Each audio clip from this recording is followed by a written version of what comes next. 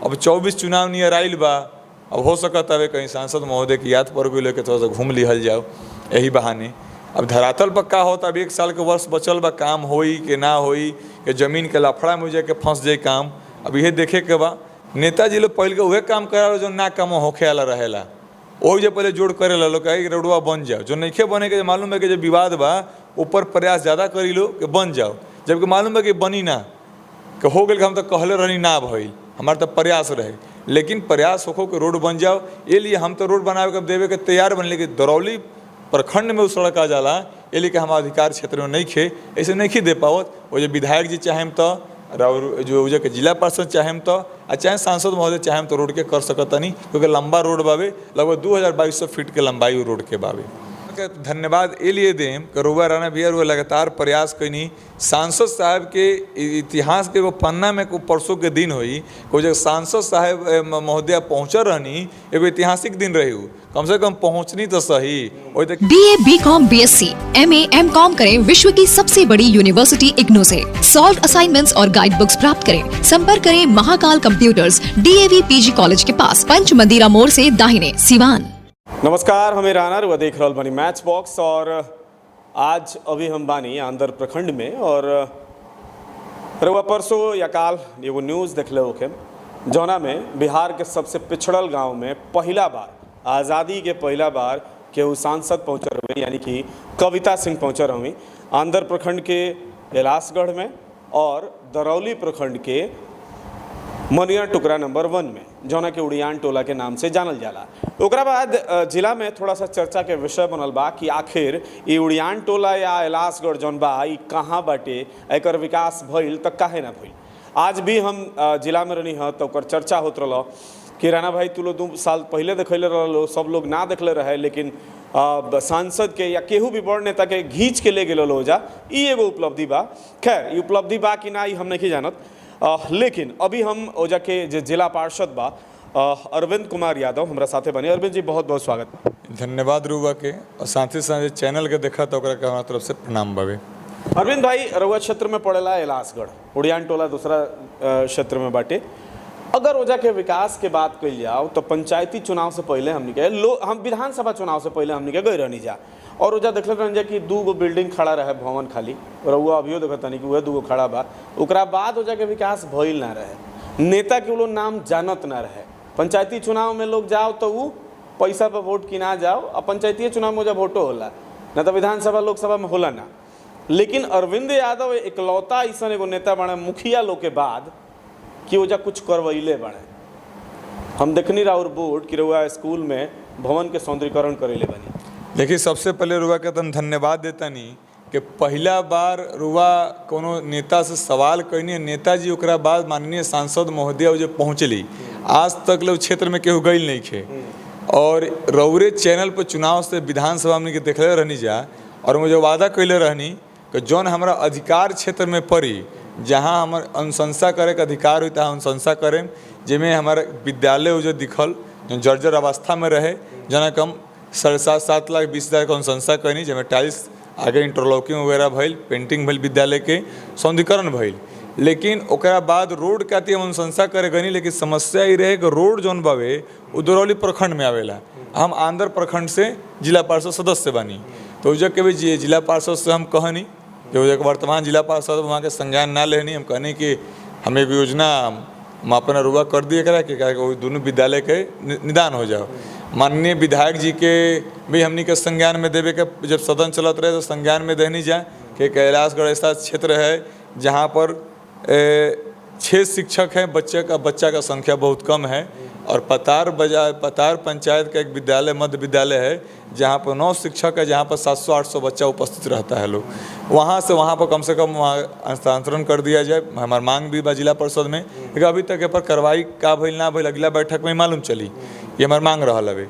लेकिन एलासगढ़ वास्तव में जहाँ बा जग बाना उ सब नदी के बीचों बीच आ गई। पहले के पुरनिया बताओ तरन के बीच नदी में बा जग, हम जाके नदी में देखे के काम कैनी। जो वास्तव में जो वोटर बा चाहे जो भी लोग बा और ब्लॉक पर बस गई बा, जो ब्लॉक मनियर ब्लॉक के लगी, ओकरा बाद खेजूरी मोड़ के लगी बा, बड़की बारी में जाके बसल बा लोग, अलग अलग बस गई बा। ओकरा कोनो सरकारी लाभ भी ना मिल पावेला। जैसे ही ब्लॉक पर आवेला तो ब्लॉक पर से पूछल जाला जगह बुझाला कि कोनो नक्सलवादी आ गइल बा कथी जाति निवास बनावे खातिर, ई नहीं खे। लेकिन अगर नहीं खे तो हम संबंधित विभाग के अधिकारी से जाने के चाहतनी, आंध्र प्रखंड पदाधिकारी से जाने के हम प्रयास करतनी। नहीं खे तो उ तो रकबा बानू, वोटर लिस्ट में नाम बानू, नहीं खे तो कई गो में समस्या आवेला कि नहीं खे जगह बाद में उनके दबाव देनी जा कहे नहीं जा तो ओकर जाति निवास बन पावेला।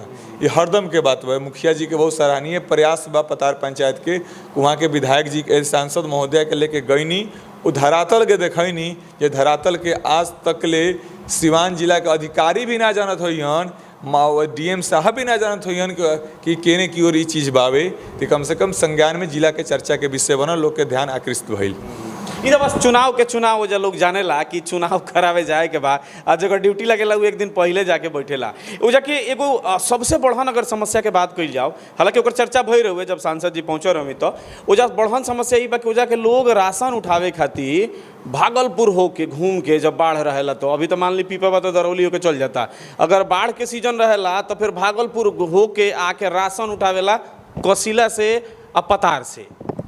ये देखिए एकर भी हमने के एसडीओ साहब से मांग रखनी जाए, कम से कम 2 गो पंचायत के 2 गो ब्लॉक के बा एगो कम से कम दुकान उजग होखे, ताकि उजग ओकरा राशन अवेलेबल हो जाओ।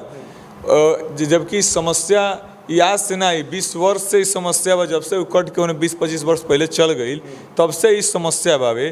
तो एकर भी हमने के मांग रखनी जा। एगो हमने के छोटा से पद पे एगो छोटा सा प्रतिनिधि बनी जा, हमने से ऊपर विधायक जी बालो, एमएलसी साहब बालो, माननीय सांसद जी बानी लो, इस सब लोग कि चाहे कि हमने से ज़्यादा अधिकार यहाँ लोग के बा, यहाँ लोग चाहें तो हमने से ज़्यादा काम हो जाए। हमने की जगह आवाज़ उठे छोटा सा जिला में उठावे नहीं जा, यहाँ लोग लोकसभा में जाकर अपन बात रखें हम लोग, तो ये कहीं ना कहीं ज़्यादा संज्ञान में लिहल जाए, हमने से ज़्यादा मजबूती से।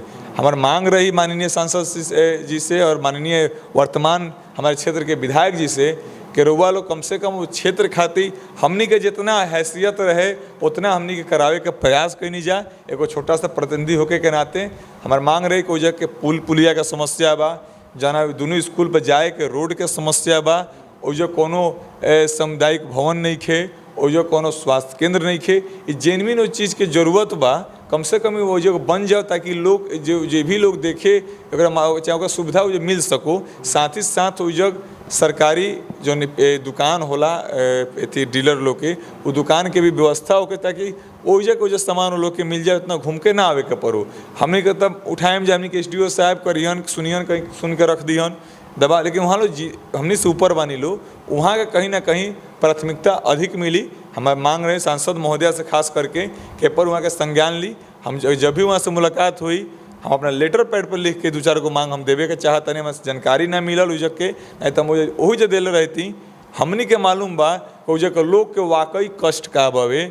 यहाँ लोग तो गई नहीं लो, चल नहीं लो, जितना देखावल जी उतने वहाँ लोग देख के आएम लो, लेकिन वास्तव में जो हालात बा उजग वो जो नदी के जब पानी चढ़ेला, जो विद्यालय में हम सौंदर्यीकरण कर ले बानी, वही में बड़ी बाढ़ है, लोगों में जाकर रहला सा, एक आदमी देखे ना गई, हम ही रहने के जाकर लोग को जो हाल चाल पूछनी, पूरा बाढ़ से पानी घुस गई रहे। बगल में जैसे घुसल होके स्कूलवा की ओर एगो पुल बा, वो ध्वस्त होके के हालात में बा। वो पुल के सबसे ज़्यादा आवश्यकता बा, हमनी के पुल पुलिया बनावे के कोनो अधिकार बा ना। पुल पुलिया माननीय विधायक जी चाहें तो अपना मत से, माननीय सांसद जी चाहें तो अपना मत से वहाँ लोग करा सकता नहीं लोग, हमनी को वहाँ लोग से मांग कर सकता नहीं जाए, ये लिए मांग कर सकता नहीं जाए हमनियों को वोट देले बनी जाए। और दूसरा क्या चीज़ कि हमनी के 3-4 गो एमएलसी बना देता नहीं जा। सवाल वो एमएलसी साहब लोग से भी रही, जरा के हमनी के वोट दिले बनी जा। विनोद जायसवाल जी से रही, वीरेंद्र नारायण यादव जी से रही, स्नातक आपके टीचर जो एमएलसी बने हैं अफगाद अहमद साहब, उनसे भी रही कि इन लोग के भी वोट दिहल गई बाबे, इन लोग के भी प्राथमिकता रहे के चाहिए कि आप क्षेत्र में विकास करे के। खाली जिले परिषद मुखिया जी धराला लो, ये लोग काहे ना धराला, ये लोग से हमार सवाल बा, ये लोग काहे ना धराला, ये लोग के भी मद बा, हमनी से अधिक के लोग के लगे फंड बा, ये लोग करा सकता काम, हमनी से ज़्यादा काम करा सकता। लेकिन क्षेत्र में जब सब लोग घूमी तब न कराई। अब 24 चुनाव नियर आइल बा, अब हो सकता है कहीं सांसद महोदय की याद पर गई लेके थोड़ा सा घूम लिहल जाओ यही बहाने।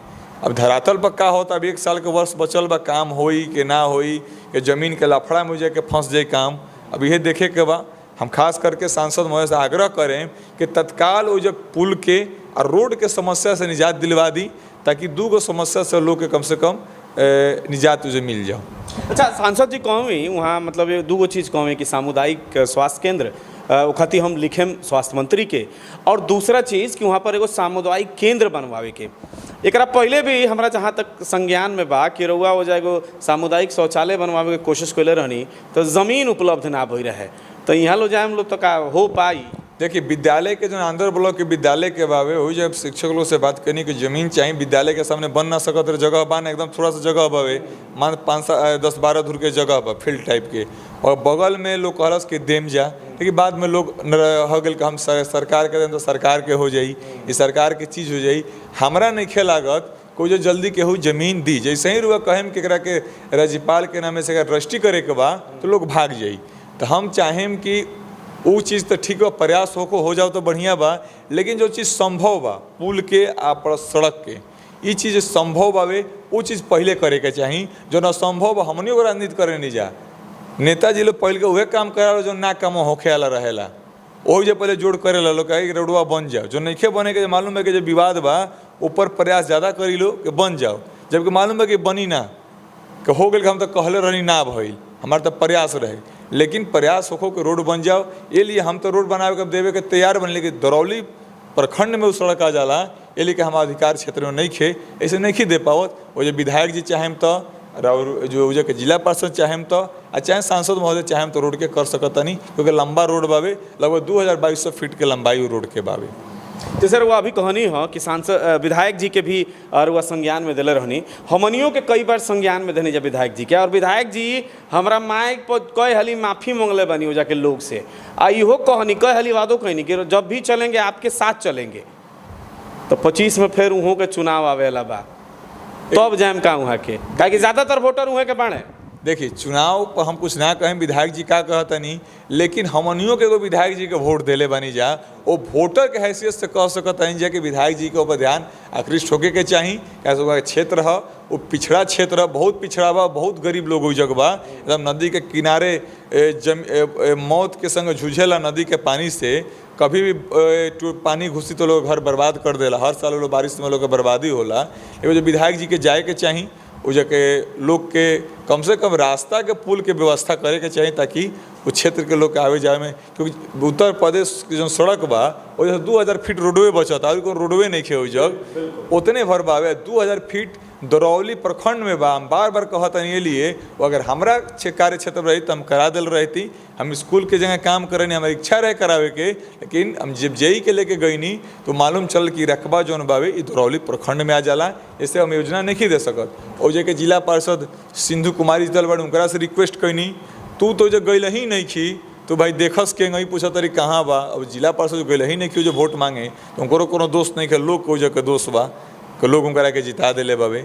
हम ढेर कुछ ना कहें, छोटा सा पद पे बानी, अरे कौन ठीक लोग गरमा जाई। चलिए अरविंद जी समय देनी बातचीत करनी और वहाँ स्कूल के सौंदर्यकरण करे बनी, हमनी के आग्रह रही कि भविष्य में अगर कुछ फिर बनता फंड उंड के से आवता तो जौन संभव होके तो करे के प्रयास कर ली। बहुत बहुत धन्यवाद। देखिए रउआ के धन्यवाद ये लिए दें कि रउआ राणा भैया वो लगातार प्रयास कैनी। सांसद साहब के इतिहास के वो पन्ना में को परसों के दिन हुई कोई जगह सांसद साहब महोदया पहुँचा रहनी, एगो ऐतिहासिक दिन रही, कम से कम पहुँचनी तो सही, वही तक केहू पहुँचबे ना करेला। सत्यदेव राम अमर जादव एक अलावा कोई नेता पहुंचा रामायण माझी अमरनाथ जादव 2 आदमी आ लोकल जो प्रतिनिधि बा हम जैसा प्रतिनिधि बा वो गइल बाबे। अब हमारा के तो लोग वो जगह 115 को वोट देले रहे, हम मीडिया के सामने चिल्ला के कहता नहीं हम पैसा वैसा ना दिले रहनी। हम सीधे लोग से आग्रह कैनी, हमरा से लोग कहलस कि बाबू तारा क्षेत्र में है विद्यालय पड़ेला, विद्यालय जर्जर अवस्था में बा, ये काम करेब तो तारा संगे बानी जा। कहीं कि पहलका अगर कहीं विद्यालय के अगर सौंदर्यकरण के अगर काम हुई तो एलासगढ़ हुई जन आज से 10 महीना पहले हम करवा देनी हुई। जब बरसात में जब बाढ़ आई तो लोगों में लुकाए छुपाए के काम कलस, उसमें संरक्षण मिलल ओकरा विद्यालय में बारिश बाढ़ के दिन में। और धन्यवाद देम रोज चैनल के करो ऐसा क्षेत्र के मुद्दा उठेले बनी लो कि सिवान जिला के लगभग 60% अधिकारी 60% नेता उस क्षेत्र के ना जनत हुई। बिल्कुल चलिए तो बहुत बहुत धन्यवाद रुआ के समय देनी और बातचीत करनी। तो बिल्कुल ये मामला जौन बा 2 साल पहले हम ही गरमैले रहनी जा और हमनी केकरा के दबे ना देम जा, भले हमनी के वो न्यूज़ लोग ना देखो, भले लोग हमनी पर खिसिया जाओ, गरमा जाओ, चाहे कुछ हो जाओ, लेकिन इलासगढ़ के अगर 4 आदमी भी कह दी कि बाबू तार लोग के वजह से हमनी के कल्याण हो गई या हमनी यहाँ कुछ हो गई, तो ये हमारा अपन जीत हुई, हमनी के मैच बॉक्स के जीत हुई, हमनी के लागल रहम जा। फिलहाल देखत रही मैच बॉक्स।